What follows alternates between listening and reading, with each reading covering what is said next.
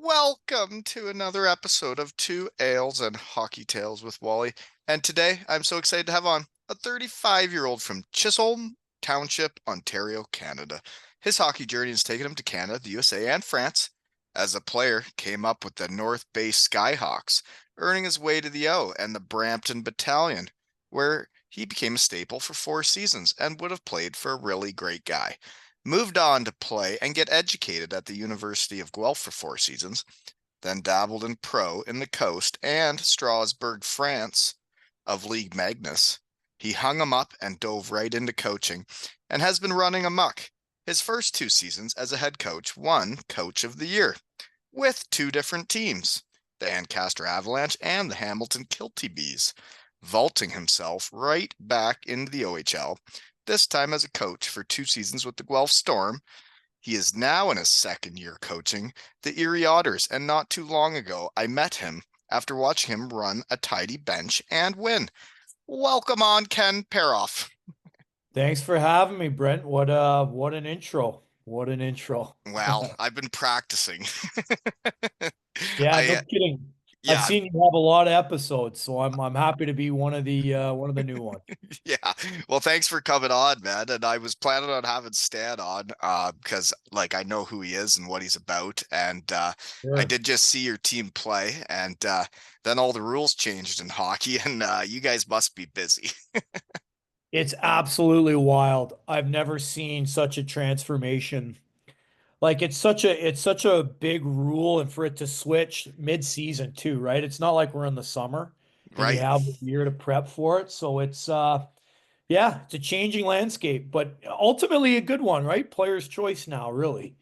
I guess. I It's a lot to take in. For me, it's well, if I could have done both, if I could have played for Stan in Brampton and gone to Western Michigan, well, that's a win-win. But I also wouldn't have got to play in my hometown and win a Sutherland Cup. So, Right. also it takes away a job from a kid that could be a late bloomer, right? Yeah, both leagues now, the major junior CHL and the college route, have gotten a lot more competitive. They're not two different leagues fighting in the same talent pool. They're sharing a talent pool, and ultimately, yeah, it makes the leagues better in terms of quality of play. But you're right. There's with every positive to it, there's the negatives, right? There's guys that Mm. maybe aren't going to get a chance, and that's a shame. But um, hey, it is what it is. It's Well, changed now. yeah, they make the rules and you got to play by them, right? That's hockey. Yeah, nobody asked me what I thought on it. It just happens. They never asked me either. Uh, Exactly. yeah, Stan, just saw you guys play in Barrie at my the night before my team's tournament started. And Yeah. I thought it was so hockey that a guy that drafted me 24 years ago or so, that we were still in contact and let us come down after the game, see you guys, meet you guys, and shows my kid what it's about. And I just thought it was so hockey that Stan would do that for me. And what a great guy you're coaching with, eh? Absolutely. Look, he's stood the test of time in this game, and I think largely in part because of how he just builds relationships and um Treats people the right way. yeah, right. I mean, I like am I correct in saying you didn't play for him? You were just drafted by him, right? That's correct. Yeah. Yeah, so even something as small as that, you went on to play at Western Mich, and obviously you weren't allowed to play in both leagues at the time. But even somebody like yourself, as well as he knows you or what have you, he's got time for you. And yeah, if I recall correctly, I think I remember seeing you standing out by the bus, Yeah. we Yeah. brought you into the room after to say hi to Stan. So he's usually really good in those situations, and I'm glad you had a chance to catch up with him. Yeah, no, our backstory, well, I try to do the same coaching kids now, is sometimes they need someone to believe in them and say, "Hey, you're good at hockey. Like, believe in yourself." And I was at the under Right. 17 camp after being drafted by him, and he was there watching me. And I was small town boy with all the city guys and the Toronto guys in the final camp of all Ontario. And I had never been out there with them. And then he came up to me and after one of the games and said, "Hey, Brent, we drafted you. We believe in you and you're good and you're supposed to be here." And just him doing that. And then when it was my time to decide whether or not to stay or go, and my gut was saying, go home and try and get a scholarship because that's what you want. Right. Um, when I had that conversation with him in the lobby, when it was time to make the decision after 48 hours, he was completely understanding. He said, follow your heart, do what you think is right. And having a guy like that coaching kids is what you want. Yeah, that story kind of sounds like a breath of fresh air, doesn't it? Because you hear so many to the contrary where, They're trying to keep you for themselves instead of let you do what you yeah, should we've or want. absolutely. I've heard just some stories of recent where, as a recruit tactic, you put like a timeline on a kid to make a decision, right? And I understand, I get both sides of it, right? If you're a college program and this kid is kind of, he's in that spot. You're like, hey, you gotta, what's the old saying? Shit or get off the pot. I get his standpoint, but at the same time, these are big decisions for kids, and to put a time frame on it is probably unfair. And then see, to hear a story where Stan was so open and reaffirming of, you doing what you felt like you needed to do and supportive of that decision. I wish more people were like that. Let's just put it that way. In the hockey world, there aren't enough guys like that, especially when you're coming up the ranks. And I mean, there's agents, there's coaches that they're in it for themselves. They're not in it for the other person, you know? Yeah, we see that all the time. I mean, you bring up agents and parents and whatnot. When you work with a kid in the Ontario Hockey League these days, they all come with some, we'll call it a posse, really. There's a I there's a was going to group, call it baggage. yeah, baggage, whatever term you want to throw at, it's fine with me. The reality is there's a lot of people you're dealing with. There's a lot of people that have the kids here as well, and gone are the days guys kind of represent themselves and just show up and it's yes sir, no sir. It's usually a lot of a lot more to it from A their lot more stand. tinkering. A lot more tinkering. That That's that doesn't sound like the fun part. not particularly, but you know what? It is what it is. Like we said earlier, it's not changing. It's just the way the business works now. So It has changed, and the way I came up is totally different than what it is now. But watching you guys play, I watched you guys coach because I'm coaching under 13. I'm coaching three teams this year, but my main right. team is my under 13 boys. And by the way, fun fact is we won that tournament that we went to in Barrie. Oh, good for you guys. Yeah, Good. yeah, we're having a time, and we were last season. Kincardine was the All Ontario champion, so we've been Yeah, having fun playing hockey. no kidding. And that's what it's all about. That's It awesome. it really is. But watching Stan behind the bench because I never did play for him, but after he drafted me, after we had that moment, and I go back home to Elmira, I watch him coach the World Juniors, and I watched him coach Rafi Torres, who was the guy that like drove me home from the arena, and he's coaching him for Team Canada, and watching him behind the bench, the World Juniors, he was just so calm and relaxed. And then I watched him coach your game there the other night against Barrie. Well, I guess a couple weeks bit ago now, but Yeah. he's so calm and relaxed, and so are you guys. You're all just watching the game, which is what I do, you know? Yeah. You know what? It's funny. He mentioned it pretty early on. Like, you don't want to be an air traffic controller behind the bench. To us, and it's something I've certainly learned from him, and something I've tried to take forward in my own coaching career. You don't want to have that look of panic where you're all worried about what's going on out on the ice. By the time they're out on the ice, the kids are out on the ice. There's not much you can do if they're not prepared by then. No matter what kind of hand signals and screaming you're going to do from the bench, it ain't going to make a difference. So, And they got to uh, make the decision with the puck when they have it, you know? yeah, and you know what? I think guys that played hockey understand the game's too fast. You're not getting the puck, looking up at your coach for feedback, getting and then making a decision. Like hockey's way too quick. You're So right. I think logically speaking, I think that's where a lot of it comes from with Stan, and he certainly has a pretty calm disposition most of the time, until he doesn't, and then Mm. it flips, right? I haven't seen that side of him, but Yeah, everybody oh, has it's to there. flip. Yeah. I'm sure, he's known as a guy who can be pretty intense, and there are moments that comes out, and obviously that's what the team needs, and he's been doing it a long time and with success, And he with knows when to that. push that button, or it just Absolutely. happens. You know what? Sometimes you're cruising along and you don't need to say much. And then there's nights where your guys really need a kick. And he might look calm, but he's certainly saying some things, or he's pushing buttons. And I think that's one thing Stan does really well, is finds a mix of when to push and when to maybe back off and let the kids play. And there's a balance to be found there for everybody.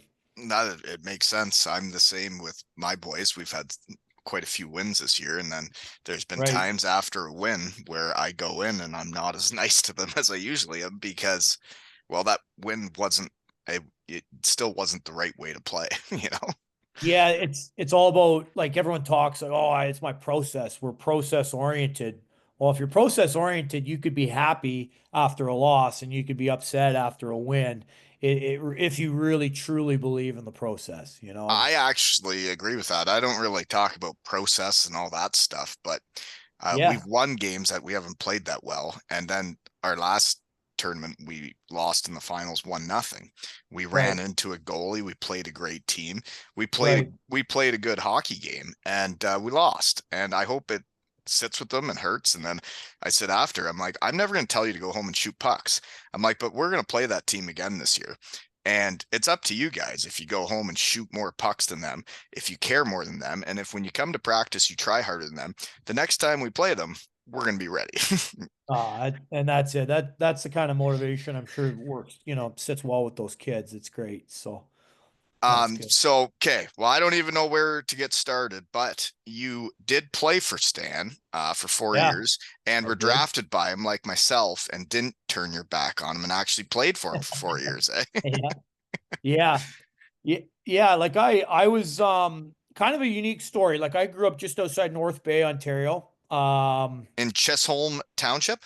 Chisholm Township. Yeah, Chisholm. you got it. So I played high school hockey in Northern Ontario. And I never played AAA. So it was kind of a unique upbringing. I was the only kid in Ontario drafted out of that league. And as far as I know, the only kid since. It wasn't a private school or anything like that. It was just public school, high school hockey. What So round were you drafted out of that? I was drafted in the seventh round. Now I had a hell of a year in high school hockey. I was a defenseman, and I was scoring all the time and offensively and carrying the puck, and I was dynamic and making all those plays. Now that certainly didn't translate into the Ontario Hockey League. I had to change my ways, which Stan certainly had a large part of inflicting that wisdom on me. You Figuring know, out what type of player you are. well, everyone has to, right? Like, when I was in high school hockey, I could go out, score a hat trick, and if I wanted, I could go blow kisses into the stands, and life would be great, and I was just a rock star. And then you get to the OHL, and you're playing all these guys that are just better than you, particularly when you're 17 years old and you're playing against 19 or 20-year olds. It takes a year or two to figure out what your game looks like and to really settle on a vision for what your game needs to be. And it's funny. I spend almost every day, even now with the Otters, working on that very same concept with kids going through the same things that I'm sure you went through as well. Every hockey player does. What you are when you're young isn't always what you become at the pro level or what have you, and you have to kind of carve out a new identity. So, uh, I agree with you though, and it's like I've coached kids around here that have been a defenseman their whole lives, and you switch them to forward or vice versa, and it's like, well, just because you were a defenseman when you were in under 11 doesn't mean you are now. um, right. and you need to do what a team asks of you and what a coach asks of you because there may be a reason why. And the other thing is when I turned pro, I got there and a guy asked me, he's like, "So what do you do?" And I'm like, "What do you mean?" He's like, "Well, like, what do Play you do?" hockey. And I was like, well, I'm 5'8", and I'm like, I better score or else I won't be here. Yeah, good point. Yeah. Yeah. But then there are 5'8" guys that have the motor that can just give her and then they don't have to score. Yeah, 100%. I guess myself even I'm 6 feet tall, 6 feet tall in, the 2000s for a defenseman. I certainly wasn't big. So you had to be able to move the puck and skate, but ultimately I needed to make sure I could defend too. And that was the part that I needed to really work on. And it actually became my strength by the time I left the league. You I had to reinvent myself to be able to play, and then I went to U Sports, and I was able to maybe explore some of my more offensive side again. Well, and I did notice that though is and I found it the same any league I went to, it seemed to be the third year I was there was when I really blossomed. Sure. Whether it was going pro, whether it was going NCAA, whether it was going junior B. Um, Right. it was the third year. The first year you're trying to fit your way in, you're nervous, you're uncomfortable. The second Yep. year you get your feet under you a bit, and then the third year, like, okay, I got Yeah. this. Yeah. Absolutely. For me, it was the third year, at least in the OHL. My first 2 years, like yeah, like you said, learning the league, and then our third year was a really good year from a team standpoint. Like we weren't really supposed to be a top team. A handful of guys, including myself, just seemed to have breakout years, and we ended up winning 16 games in a row in October, November that year with the battalion. And we kind of got to that point where we forced Stan, our head coach GM at the time, to kind of go out and make some moves and give us a chance to make a run at it. And we ended up falling short in the OHL finals. We lost to that Windsor team that won back-to-back Memorial Cups, but it was quite a exhilarating ride, really. Again, just because the expectations I felt going into that season weren't super high, but we kind of forced the issue with our play. It was And a fun teams year. can do that when you really come together and you're there. And then it's like, well, all we need is a couple pieces and we're there. And it does Absolutely. it not change a guy's career though, going to an OHL final? It's like I always say, winning changes everything. Even if you Absolutely. don't win, going to a final shows you have what it takes. And whether it was the pro level, whether it was, well, even in college, my teams didn't win. So I had to score a lot of freaking goals to get out of there because those teams that were winning and going to those big games, a lot of those guys were signing deals because they show they can win. Where a losing team, you can score all the goals you want, but nobody's really looking at you. 100%. I talk about that all the time. I always use the just like look at it, just pure facts. If you look at a scout, that scout, probably has wife and kids and family, and he's looking to feed his family off decisions he makes and players he wants to bring to that organization. Do you think he's going to feel comfortable bringing in a guy who's never won anything? Yeah, There like it sounds obvious when you say it like that, but I know it's always that debate, right? Like, has the guy won before versus how many points did he get? And I feel like kids these days, they think they're that looking they're at the points too much. yeah, they think that they're scouting, that scouts are looking at their elite prospects page when quite frankly, they don't really give a shit about that. No, They you want got they to see want to them see. play. Right. Obviously, if you're a playmaker, you got to have a few points. Like I'm not saying it's not important at all, but like what's the complete package? What else do they bring? Into that kind of that conversation we talked about earlier, reinventing yourself. What other things can you bring to the team that maybe, you didn't know you could do The previous? intangibles, I think they call them. Yeah, the intangibles, right? And it It's is what sets guys apart, and it's what makes a guy be able to play up or down the lineup is like you can play a guy anywhere if he brings all the stuff. absolutely. Yep. Absolutely. Some guys are better complementary players. Some guys can drive a line, and there's nothing wrong with it, right? Just find something that you do it well, and you'll be all Um, right. did want to bring up, I think he was the captain of the Barry team, Gislum. Do you when I watched that Gelsma? game? Yeah, Gilsma. That guy, Gelsma, yeah. he's a Oh, player. He's a little guy, he buzzes around, but man, that guy's compete when they were losing to you guys at the end of the game. You could just yeah. see it in his eyes that he hated losing. Yeah, I agree. I don't. I have never coached him, so I don't know him that well, but I did see he played in the American League at the end of last year. And he's a 20-year-old. I think he was coming off injury when we played him, or he hadn't played that many games. But yeah, I think he used the word buzzsaw. Yeah. Especially if you're a 5'8" forward yourself. I think you probably see some qualities that you had in him as well. Well, Uh, I was more of a winger and not as he was all over the ice. I wasn't so much. Fair enough. I did Fair like enough. his I'm trying to compete be though. kind here. Yeah. And but you had a couple D men too. I think one might have been number 8. I think. Um, he 48. he played mean. He was tough. Okay. I'm not sure what his name was, but it was fun watching your team and watching the guys, and then just seeing a bunch of kids playing hockey and becoming a team, and they're all from different cities and towns all Yeah. over Ontario. It was Yeah. neat for me. Yeah, that's one of the most fun parts about it. Every year, just kind of your collection of talent from all over the place, right? You get quite a mix of characters on a hockey team. You Everything do. from like it really is great, and that's one thing I enjoy every day, like coaching, is getting to hang out with these kids all the time. I'll be in the weight room with them, and it can be a vibe in there. They're Yeah. just bopping around having a great time, and Having uh, fun working out, eh? That's different than when I was coming up. the workout culture now is extremely different than even when I was coming up too. Right. They like have fun doing it. Yeah, and that's the secret, right? If it's a Hmm. chore, like when we used to work out, I felt like it was like shit, what did I do wrong? Like this is a punishment Punishment. for losing, right? Yep. Yep. Now it's like, no, these kids have they've got a life hack going on here. They enjoy it, they get the tunes going, it's full energy and for the most part, everyone's buying into it. Don't get me wrong, there's always a few guys that probably would rather be somewhere else, but by and large, it's a good thing. They got a good thing going on. At least with us here in Erie, they certainly do. Well, I would say, we're like having fun doing anything in life makes it better.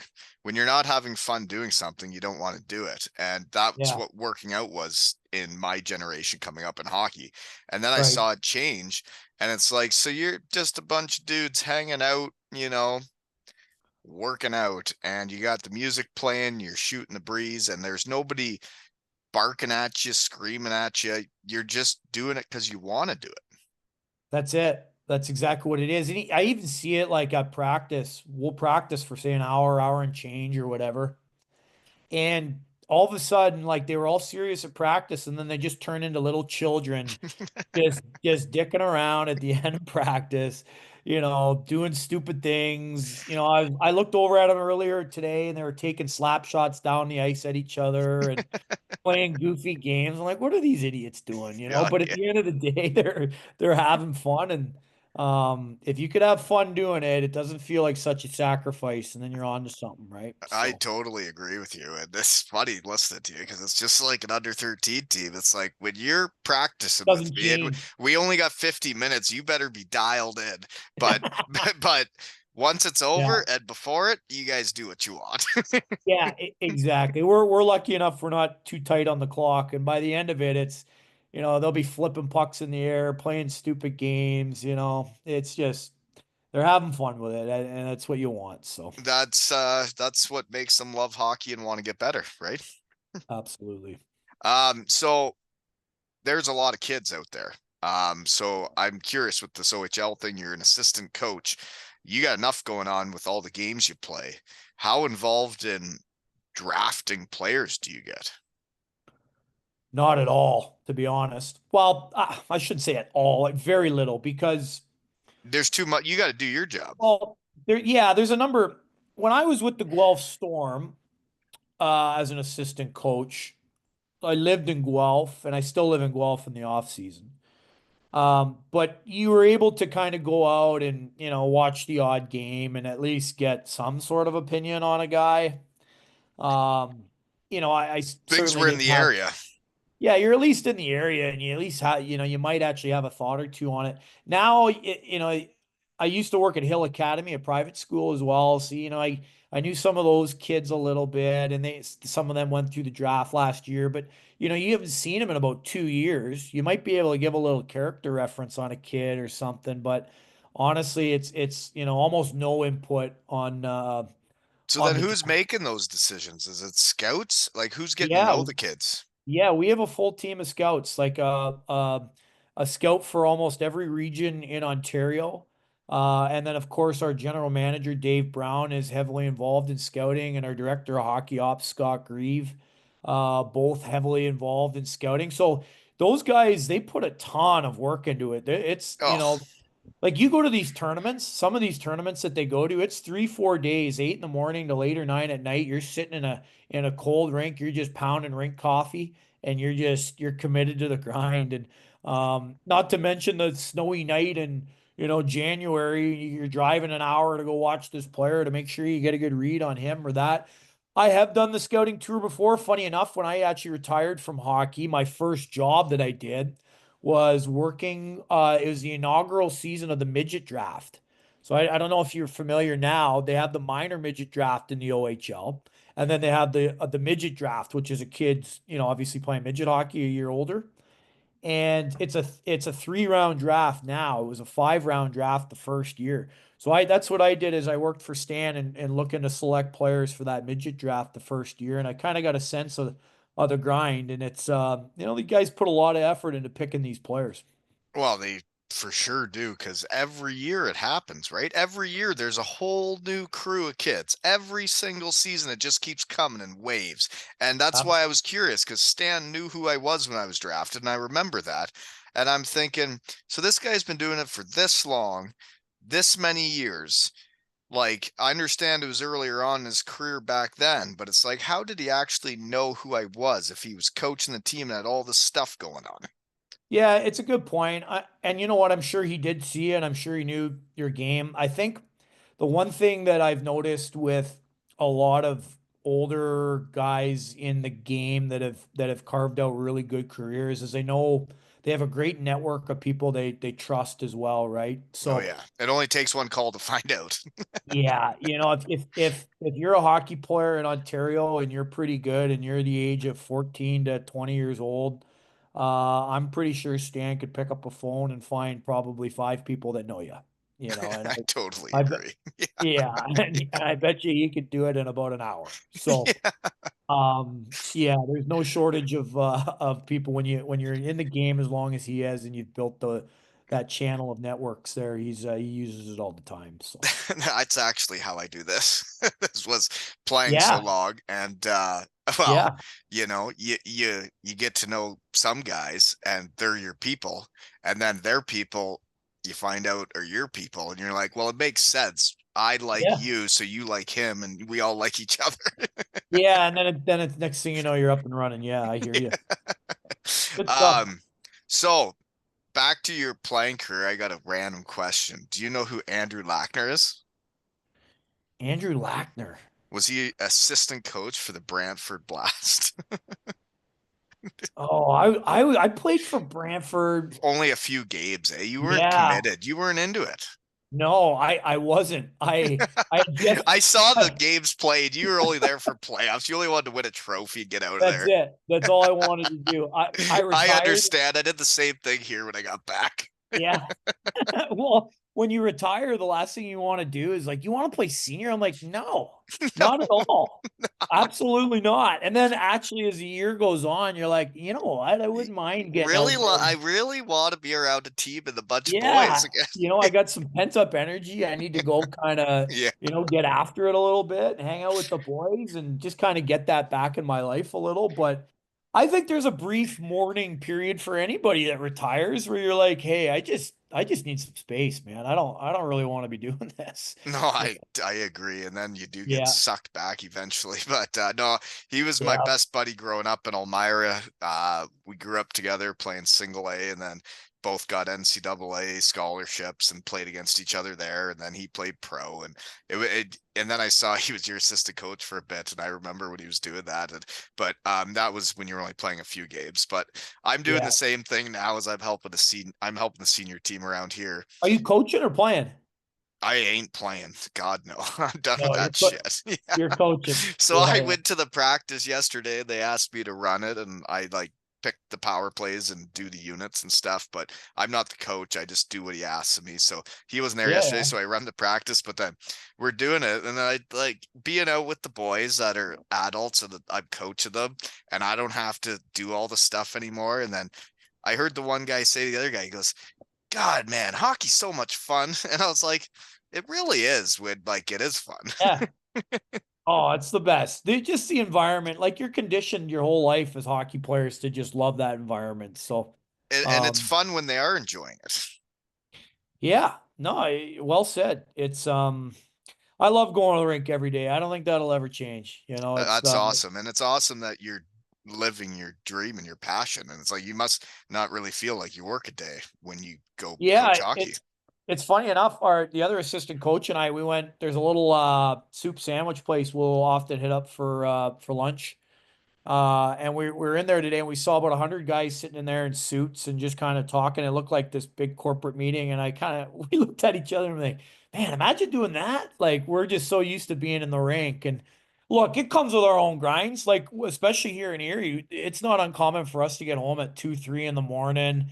We're doing video all the way home. We're getting a pre-scout ready for the next opponent. And you're kind of, people look at me and they go, "Oh man, that's a horrible job." But obviously, you pick you pick What what you you want do. to do. You pick what you want to do, and then there's no regrets. Like I'll tell you right now too, when you're coaching and you're in big playoff games, there's absolutely no better feeling in the world than being behind the bench in a good playoff game. And then hey, then when it's all over, you get your summer essentially off. You can go golfing or go do whatever you want to do in the summer. You get some free time to be with family and it's a nice perk of the job as well. It sounds fun. And I know what you're talking about, the big playoff games is coaching that under 13 boys to the All Ontarios last year, man. We had to go through a lot of big games. And I know I it's bet. people can say under 13, oh whatever. It's like, well, it's the same as any other league. We had to beat the other team to win. And Yep. when you get into those big games and you got a bunch of kids that they were willing to do whatever it took, and then they went out Right. and did it, and then I watched them do it, and I'm like, oh my god, this is the best thing I've ever watched in my life. Yeah, just so rewarding, I'd imagine. Oh Right. man. And then when it's with your son and then he's got all his buddies in this new hometown and yeah, it's very neat. Anyways, moving on back to your playing career, jumping around. You played Yeah. in Strasbourg, France. I lived Yeah. in Bietigheim, Germany, about an hour and a half away.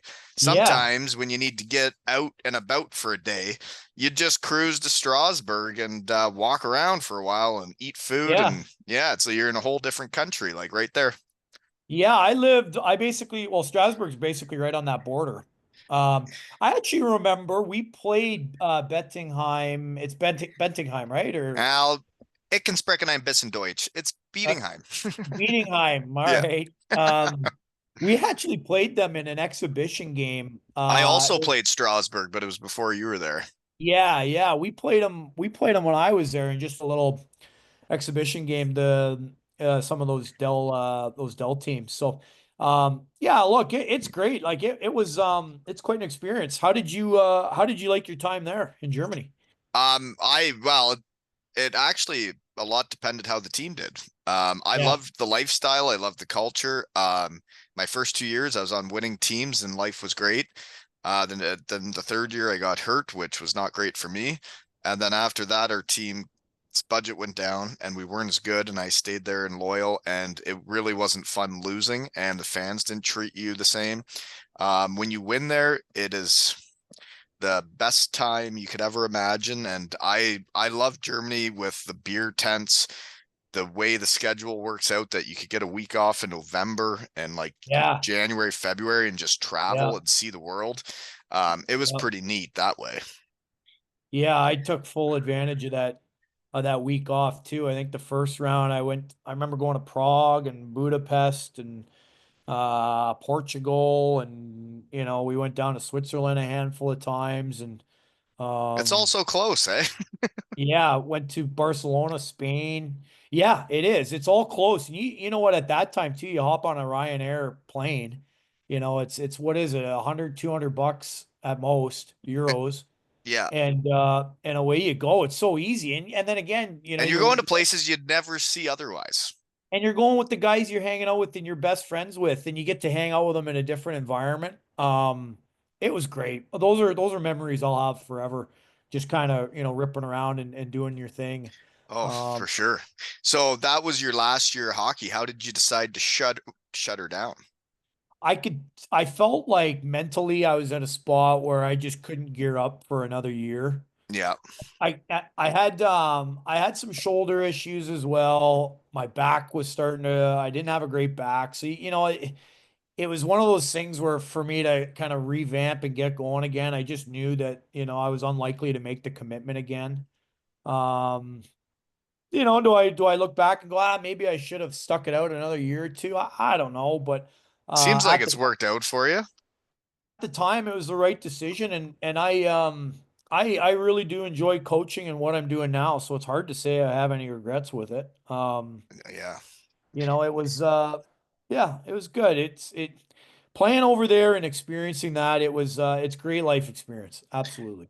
100%. And yeah, I did it for a while. Like that was basically my career was over there. I was Yeah. there over there 9 years, 6 years Germany, Denmark, and then the UK. And I Yeah, mean, saw that. nobody around here knows that I was doing it, which is fine because I was getting those life experiences and everything. But now that I am back, and I guess I remember thinking I love hockey and I would want to get into coaching. And then when I thought about my career ending, I'm like, well, I don't want to be a coach in Europe with young kids because you bounce around all over, but that's where Yeah, my contacts are. I'm like, right, well, NCAA, all the coaches I had are not there anymore because we didn't play well. So they're right, gone. And I'm like, so I have no contacts in the OHL. And then I'm like, okay, so it's not really a viable option. So right. then you just get into the real world. Yeah, fair enough. And you know what? It seems like you found a nice little, niche there with, being around your kids' team and coaching and giving back to the game and at least getting some enjoyment out of it. Oh, and Uh, I'm loving it. The podcast and coaching kids has brought my love back of the game, and I don't need to get paid to do hockey. I love hockey. yeah, I was the same. It's always been. I remember the first day I got paid playing hockey, and I thought this is the craziest thing ever that somebody would pay me to do this. And it's the same yeah. coaching kids and doing this. Yeah, and you know what? I love hearing that. Like I know when the pandemic came around and even prior to that, I did a lot of work with Guelph minor hockey. And it was just gave me a chance to go work with a number of different coaches and get to build relationships with them and just kind of, help them out when I can in more of a skills role or a mentorship role to certain coaches. And the one thing I always found is that the guys that give back to the game and the guys that are in the roles of coaches in minor hockey, they're more often than not are just great people that just love doing it, right? Right. Like, And you have like to. If you're not loving doing yeah, it, why would you volunteer? absolutely. Like by and large, that group of people are some of the best people the world has. I think, yeah, When it's small world as my minor hockey was in Guelph, I was drafted out of Guelph to Stan. okay. So you're Georgetown, right? You played in Well, Guelph. that's just where I was born. I moved Gotcha. to Elmira when I was 1 and grew up Yeah, there. It just yeah, says Georgetown, but I'm from Elmira, and the AAA was either Waterloo or Guelph. I started out in Waterloo and switched to Guelph, and yeah, then brought 5 or 6 of my Elmira boys with me, and then we were a pretty good team. And yeah, we it was Guelph's. It's a good town, and it was good minor hockey when I was there. yeah, yeah. It's done well. It's getting a lot bigger. That's for sure. So here's a random question because I'm a coach. What's your favorite practice drill? What's your favorite drill in practice? Oh, good question. I know Uh, because I want to know it so I can do it. Oh, I mean, look, we could probably do a whole nother podcast on drills. We sure could. Yeah, there's a lot of topics in this game. I'm sure we could get in the weeds Yeah, on, we may but be here a while if we I, get into the it, weeds. yeah, it sounds boring a little bit, but I honestly think 3-on-3 cross ice Yep. mini game, Yep. it it's the best. I agree. Like Yeah. everyone's going like, oh, you need to do this and you need to do that. And I'm a big fan of like constraint-based mini games to try to teach concepts, right? Like the days of teaching structure are they're not over, but you have to provide a platform for kids to hone the instincts that you want them to learn so that they actually have a chance to execute what you want them to do. And so that's where I think mini games become such a powerful tool. But you get these mini games with kids, and you put the three best players versus three of your weaker players, and watch the weaker players work on the scanning and keeping up and reading the play, and then you watch the top players dictate play and watch how they control the puck and work. There's always something you can work on, and just something as simple as 3-on-3 cross ice. For me, it's as good a drill as any. And as long as they're competing hard and having fun with it, I think it develops your players as good as any other drill, really. I think making those little area plays when there's guys on you and finding guys open with guys on you, like it's hard to recreate that doing any flow drill. But 3-on-3 cross 100%. ice, it's you're right in there and you gotta get that puck around the stick. You can't.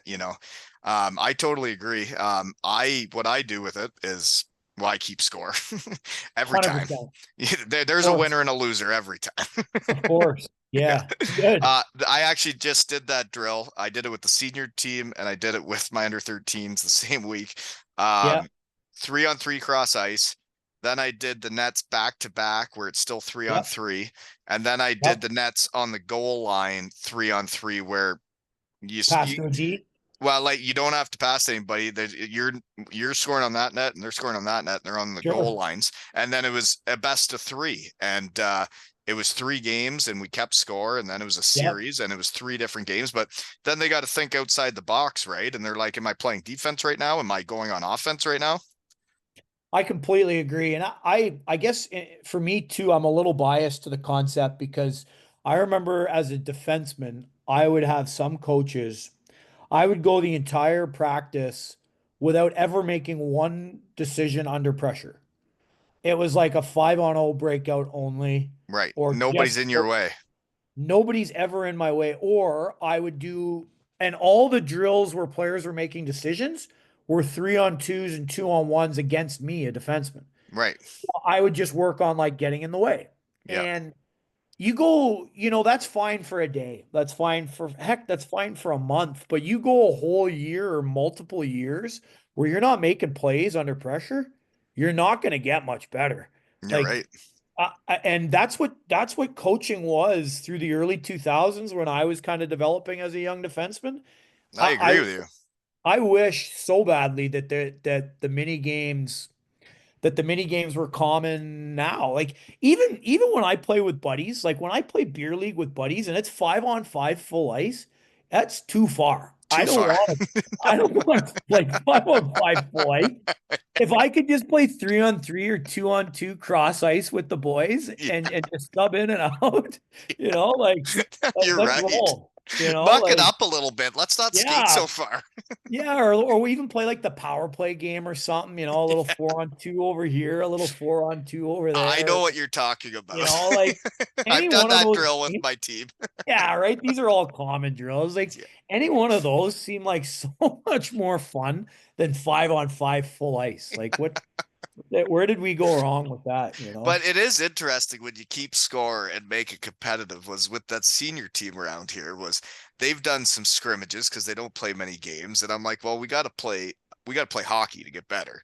And I the first couple times the coach would say like, let's make this real, and then 2 or 3 shifts into it, it turns into shinny. So then last practice yesterday, I said, okay, we're putting 8 minutes on the clock. We're playing a Yeah. game for 8 minutes. A team wins and a team loses. It ends up 1-0. I'm like, you guys better think of pulling your goalie. And then all of a sudden it turned into like legit hockey and it was a Wednesday practice. And I'm like, well, here we go. Yeah, that's perfect. Oh man, it's funny. Like even when I ref games, like obviously we play some mini games here with the Otters or whatever. I'll be refing a game, and kids would just be giving it to me. Like they'll be making up scores or yelling at me. Oh, there's a hook, there's a hold. There'd be two kids damn near ready to fight, and then 2 seconds later they're best friends again. Like just the passion that it Just brings being out. competitive kids. Oh yeah, they're just being competitive kids, and they're just so, hormonal and just ready to go. And it gets pretty wild out there. You wouldn't know that you're just out of practice having fun. Sometimes in practice, it's the funniest things watching competitors compete. I was in Absolutely. Denmark one time and we were doing one of those games at the end of practice, and like practice was over. We were just having a game to have fun. Yeah. And then the guy's team lost and he chucked his stick into like the top of the arena. Yeah. Yeah. Funny. Oh, I remember playing with a guy. He was like a third string goalie, and he used to do stuff like that all the time. We'd go like tic tac toe back door, and he'd just get so mad, and he'd have no chance on it whatsoever, and he'd just chuck his stick in the back, you know. The Or characters that are out there in the game. oh Um, yeah, okay, before I forget this though, because I did most of my career was in Europe. When you were with the battalion and you guys had some good years, there was a fellow on that team. The year you had 21 playoff games, John Hughes. That guy has been running amok of Europe for well over a oh decade. yeah, Like that guy, I was in Germany when he showed up and played a few games. I remember watching him play because when you're an import in Germany, there's only so many spots, and when they bring in a new guy yeah, that is the same stature as you and shoots right, and you're like, who are you? What are you here to do? And then I yeah, saw him yeah. play and I'm like, wow, you're similar to me. And then he went to Austria and he has just been dominating that league for like 15 years. Such a good player. Such a good player. Like he went number one overall in the OHL draft. Like Really? he was first overall. I think he's a 1988. He went to Belleville, and then we traded for him. Stan traded for him. I don't remember the deal, but I remember him being a real good player, 90 something point guy for us.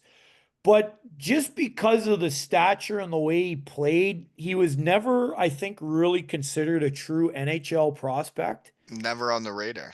He had to go Not to Europe. really. I mean, No. I'm pretty sure if I remember correctly, I think he might have went to the NHL Combine but didn't get drafted. Um, don't quote me on that, but I remember that, I haven't even thought of Johnny Hughes in such a long time, Yeah. but it was amazing the things he can do with the puck, like from a puck protection standpoint. I always knew like there's different ways to protect pucks, right? You get the big moose kind of guys. They just shoulder you off and you can't even reach it. He'd protect pucks in his feet with like a little wood stick, and he was just like a little typewriter out there. You could never get a stick on his puck. He was just such a shifty little, creative little thinker, and yeah, he's done really, really well. I think he was with Red Bull for a while, and I know Yeah, um, he's still over there doing it. I checked it out today when I saw you played with him. I was like, whoa, I remember that guy, and he's still over there doing her, and he's still got like over a point a game. yeah, I believe it. I guess he'd be what, 36 now, probably. I mean, I could see him going a few more years. There's Oh no yeah. doubt the way he plays and how smart he is. Um, yeah, what an impressive run over there. And then the other guy was Cody Hodgson. I remember him in the World Juniors, and I was like, "Whoa, Yeah, this guy's a player." And I, yeah. I'm surprised he never turned out to be like a gamer in the NHL. Because watching him come up, I thought he had everything you needed. Yeah, I think a lot of people would agree with that. Look, one of the most dominant junior players I've ever seen. We kind of took him for granted. It was funny. We'd all buy into playing hard and blocking shots and being gritty. And I'd chuck one off the glass. He'd go down and win us the game, and then we'd we'd go celebrate the game after, and it was great. Like he was responsible for so many wins for us. Just how dominant he was. I think he ran into some injury problems, Those and things do happen in hockey, and they change careers. yeah, no kidding. And unfortunately, I think that derailed him a fair bit. And I guess the one attribute he didn't have in spades was great skating, and I think that caught up with him a little bit. Funny enough, he actually retired for a number of years, and he actually made a comeback to the American League last year.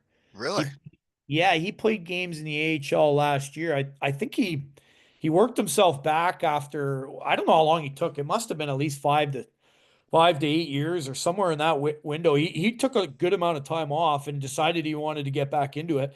Maybe he had some, unfinished business, or Yeah, maybe he wanted to leave the game on his own terms or what have you. But he got back. He played in the American League. I think he played with Milwaukee. I think he scored a few goals, and he at that's least had cool. a little bit of an impact. And then he just hung him right up again. So, Yeah, well, he went out um, there and did it again. That's good. yeah, I could only imagine now, like at my age, if I were to try to make a comeback into professional Oh hockey, God. how hard, how many pulled groins it would take for me to Oh be ready to go God, again. there'd be a Um, lot of pain. there would be a lot of pain. I even laugh, like every once in a while I'll do a little cardio skate with the guys. Stan will do a little bagger with them, and I'll hop in just for one or two. And the Really? next day I'm like, boys, are you guys sore? They're like, no. I'm like, God, yeah, that's me neither. aggressive. Yeah, just the odd one once in a while. Oh, I don't make a habit out of it, I but I I'll jump in and like play D on a 2-on-1, but I don't think I'm getting in on a bagger. I see. I like playing DN 2-on-1 and stuff too, but then every once in a while, Take one you, off the shin. well, that, or I don't trust how competitive I'll get. I don't want to I get, do know. I do yeah, I know. don't want Yeah. to end up slashing kids or You something don't like want to that. hurt somebody that's like your player and you're their coach. Right. Then you just look like an asshole, You're right? right. Yeah. I just I remove myself from those situations. there's been a couple under 13s try to take it to my net on me. Just burying kids left, right, center. Oh, there's the one kid. He tried to, and I was trying to stay safe, but then we fell, and then he kicked me in the leg, and I had a big bruise on my leg for a week, and we went down, and it was like a whole show. But Yeah. then the next season, we won all Ontario's, and that same kid asked to come out and help me with my tryouts this season. And it meant the world to me that a kid I had coached wanted to help me coach the next year. It was neat. Yeah, that's great. Yeah, that's must all be good then. Yeah. So it was all good. We were just competing. Yeah. So after your time in Guelph, which is right in my neck of the woods, obviously where I was from, but you Yep. went to the Toledo Walleye. Was Matt Yeah. Carruth on the team? The goalie. No. Oh, Jared Caruth? No, Matt Carruth. Oh no, I had Jared It said he Carolla. played there. He played there for you played 16 games. He was also there that year. But fun fact is from doing this in my shed, Yeah. I got Twix thrown on the ice for him in Cardiff, Wales. Every time they win, they would throw Twix on the ice for him. Then he went to Denmark and we did the same thing there. And they threw 1,004 Twix on the ice one night for him for getting shutouts. And No kidding. it's from doing this, and that all happened. But he was on Toledo that year that you were there. Yeah, when I was there, I was only there, I don't know, 20 games max. I don't even know. And our goalies were Hanu Toivonen, I know who him. yeah, I think he's kind of famous. Like Crosby scored his first NHL goal against him back in the day. Played in the NHL, and he was kind of making a comeback and was playing with us in the coast. And another guy, we were dual affiliate of Chicago and Detroit. Okay, So so he would have been with Chicago, so he might have been up when you were there. yeah, yeah, exactly. And I wasn't there that long, like I said, but it was a great experience. The East Coast League, it's that's a real hockey league. You gotta love it if you're No, gonna grind you, out that league. you gotta So love hockey to be there. I did it for a year. I didn't know how much I had left in me doing that league. yeah, it's tough. I remember I was probably 3, 4 games in. I was in Wheeling, West Virginia. We had like an 11 a.m. game for some reason. I took a puck off the finger and I ended up breaking my finger.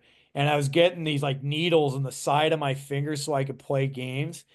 And then we played like 7 games in 10 days, which is just Mhm. ridiculous. And you're on these sleeper buses just ripping around, and I can't bend my finger. And I'm like, I don't think I'm coming back. I'm going to a different league, you know? It was. I agree. Yeah. After my 1 year in the coast, it was at my exit meeting. He's now the assistant GM of the Leafs, Derek Clancy. We had our Yeah. exit meeting, and it was very honest. He's like, "So where do you think you're at?" And I said, "Well, I'm not sure." I'm like, "It doesn't seem like I can make it in North America." And he's like, "Well, there's people making money in Europe, and with the player you are, he's like, it's a pretty viable option." And I was like, and then it gets it in your brain, and then it changed Yeah. an exit meeting can change your life when a guy makes sense when he talks to you. Seems like it worked out for you. I'd imagine he was giving you good advice. I guess. I don't know. You never know what could have been if you did it the other way, but I had a Yeah, great time. fair enough. Yeah, Yeah. fair. Um, well, what else do I got here? How do you get, I have two more questions, I think. Okay. Okay, yeah, no problem. How do you come up with your practice plans? Is Stan the guy or is he letting you get involved?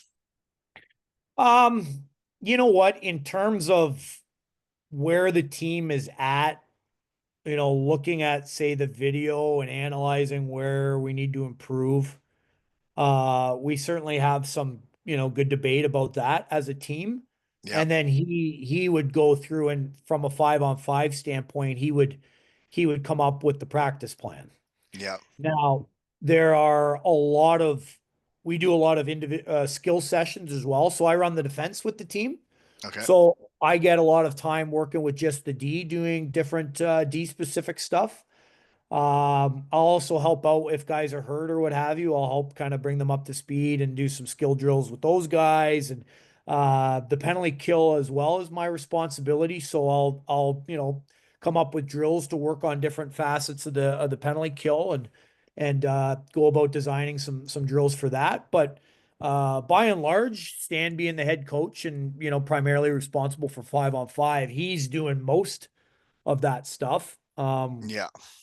But as a head coach in the past, coming up with drills and whatnot, I feel like you usually just start from coaches you played for and drills that you liked, and rarely do I ever do the same drill again. But it's amazing how many little adjustments or tweaks you could do to old drills, and all of a sudden they're new again. It's Yeah. You can change the old fashioned drill into something just a little bit different pretty quick. exactly just to work on a different concept or whatever you need to get across to your players. But um, yeah, it's So I got more questions then. Um, yeah, f- well, we'll start with, so how did you get hired by Stan as his assistant coach? I went through a bit of his career. He's coached a long time. He's had a lot of assistant coaches. yeah. You were obviously with him when you were scouting for him early on, but then you're coaching junior and whatnot. So did you guys just stay in contact or how does that go down? Yeah, I've stayed in contact with Stan for a number of years. Funny enough, like when I left the team, I played all 4 years for him. When I left the team, my roommate at university was still had OHL eligibility. He was a year younger than I was. He was a goaltender.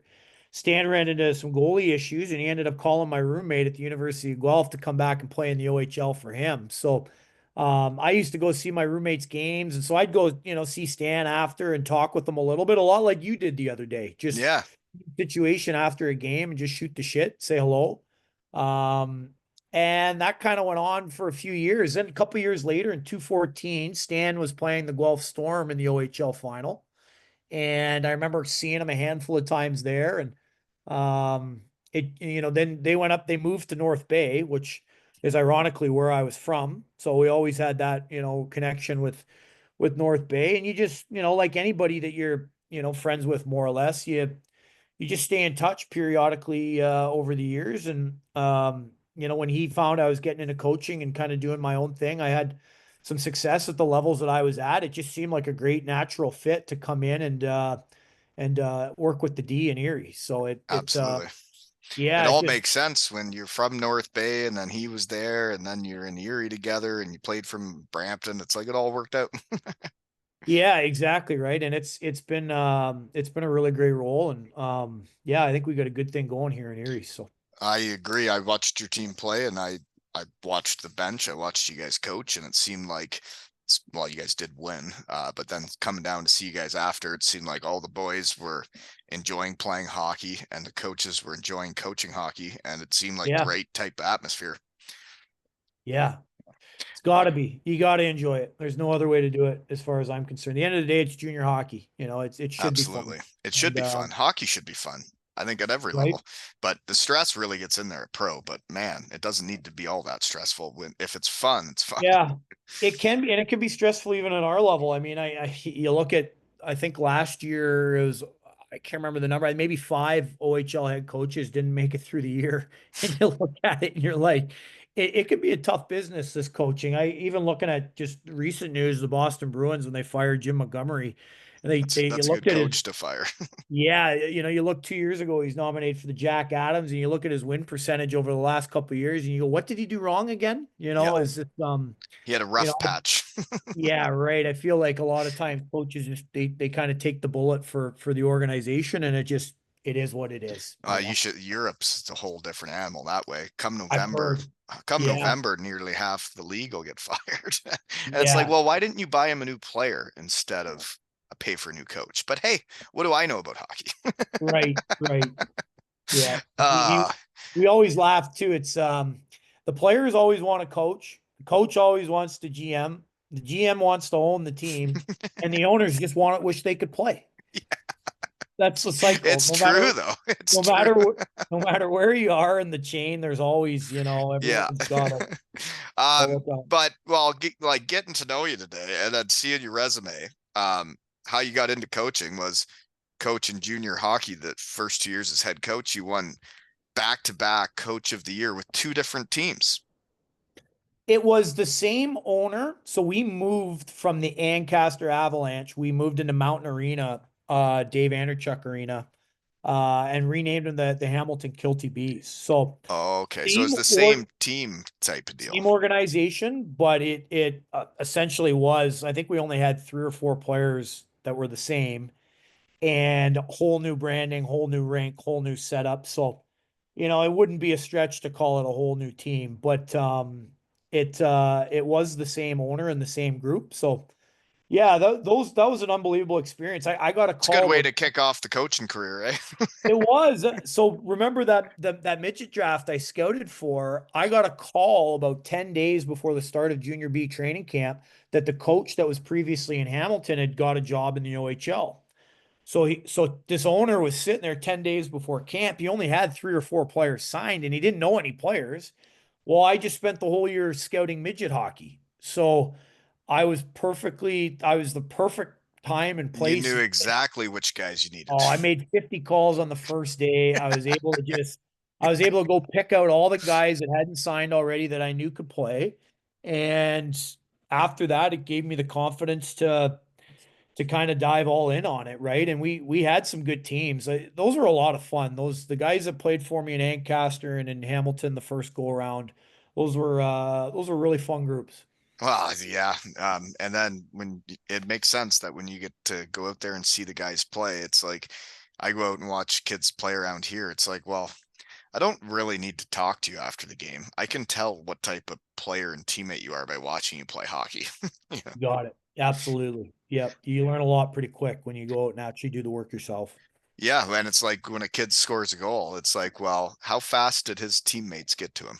How fast did his teammates go celebrate that goal with him? Or did he go celebrate it by himself? Yeah. Yeah. It's amazing what you could take and the subtleties like that, right? Well, from what I've gathered, and this is what I figured was that when Stan couldn't come on and he said, you know what, I can offer up one of my assistant coaches. And I thought to myself, I'm like, well, if he coaches with Stan, he's a good dude and he knows what he's doing because Stan Yeah. knows how to pick people. And well, he isn't wrong. I would love to play for you. I'd love to play junior hockey for you. I think listening Love to it. you talk today, it sounds like Stan still knows what he's doing. Yeah, appreciate that. I think we could certainly use a little Brent on our team once in a while, that's for sure. A good room guy, good room guy. That's what I always tried to be. Can't have enough of those. So No, you need to have the team come together to win, right? absolutely. So what's your nickname? Perry? What's your nick? Stan called me caveman. That was my nickname back in the day, which is ironic because Caveman. yeah, I was from just outside North Bay and I came out of, like I said, high school hockey. So I was relatively unknown. And I showed up and I did well in his fitness testing and his on ice stuff. And I ended up making the team, and he just said, look at this guy from, Northern Ontario. Nobody even knows him. He's a caveman, he's kind of how it came about. And, it's funny, only a few short years later, he was up in North Bay and I was down in Guelph. So it was the tables had turned a little bit. I think you realize maybe North Bay isn't cave country, but for people in Southern Ontario, they really don't know what to make of Northern Ontario sometimes. Yeah. No, I know a bunch of guys up there, and there's a bunch of beauties that live up there, but I haven't For made sure. myself out. I haven't got out there. Yeah, no, But good no. people up there, and and I find people that come from small towns in the middle of nowhere or Ontario, they seem to end up being the best people. I completely agree. Completely agree. I don't know how you guys figure out who to draft, but I have heard from some other friends that are in the OHL that sometimes they can fill out their draft with some city boys from the GTHL, but they do like to find some small town uh, boys too when they're drafting. Guys that want to fit in and guys that want to be part of something bigger than themselves, those Right. are those are quality people and they're getting harder and harder to find. So Oh, I agree. And well, I'm trying to raise a whole bunch of them around here in Kincardine. good stuff. I'll have our scouts keep an eye on Concord, and that'll be a hotbed coming up. I'm sure. That's right. I got a factory around here. Yeah, I love it. Good stuff. Well, thank you for making the time for me, and good luck with the NCAA OHL transition stuff there. Because man, sometimes in the game you got to work really hard to figure things out, and it seems like right now, um, the OHL and NCAA teams both have a mountain ahead of them to figure out how to do it the right way to win. Interesting times. There's no doubt in an ever-changing landscape. Thanks for having me on, Brent. That was a lot of fun. I'm sure we could have did this all day long. But I thanks for totally having agree, and I that's what I love about this is talking hockey with hockey guys and the type of guys I me. want to talk hockey with, and you're exactly that. But I got a big gymnastics pickup to do, and it's back to the real world. So thanks for making the time and hitting my window with me, and that's what this is all about, buddy. Thank you. Yeah, of course. Don't let me keep you. Thanks, Brent. And this has been another episode of Two Ales and Hockey Tales with the Caveman and Wally.